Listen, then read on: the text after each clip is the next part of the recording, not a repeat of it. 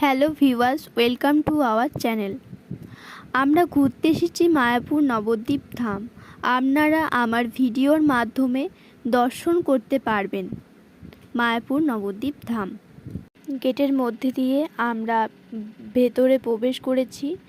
তারপর স্কনের বাইরে থেকে কিছুটা ফটো তুলেছি।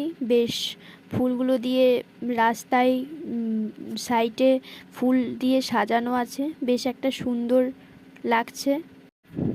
ঢুকে বেশ মনটা বেশ শান্তি লাগছে। ইস্কনের ভেতরে আছে রাধাকৃষ্ণ এবং তার অষ্টসখী আর গৌরনিতাই, আরও কি একটা ঠাকুর ছিল, সেটা সম্ভবত এখন আমার মনে পড়ছে না।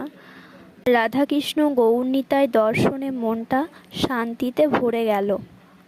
নীল রঙের স্কনটা দেখছেন, সেটা এখনো সম্পূর্ণ তৈরি হয়নি। হলুদ কালারের যে মন্দির, সেখানেই রাখা হয়েছে। এই যে আপনারা দেখছেন। তারপর আমরা গোশালার ভেতরে প্রবেশ করি।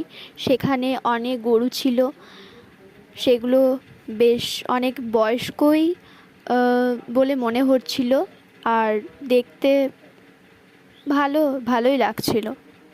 তারপর একটা পাথরের মন্দির, সেটা কি জানি না, একটা ফুল বাগান। তারপর নবদ্বীপে প্রবেশ করি।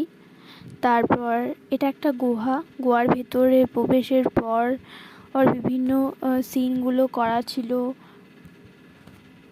বেশ রাধাকৃষ্ণরই, গৌরনিতাই, এগুলো বেশ ভালো লাগছিল, খুব সুন্দর। আর একটা কথা বলি, কেউ স্কনের ভেতর ফটো তোলার চেষ্টা করবেন না, তাতে জরিমানা লাগতে পারে এবং নিষেধ আছে। শ্রীকৃষ্ণ শ্রী গোবর্ধন পর্ব তুলে আছেন, এর একটা সিন। এটা হচ্ছে 60 ফিটের গৌরাঙ্গ মহাপ্রভু। তারপর আমরা নবদ্বীপের ভেতরের প্রবেশ করি।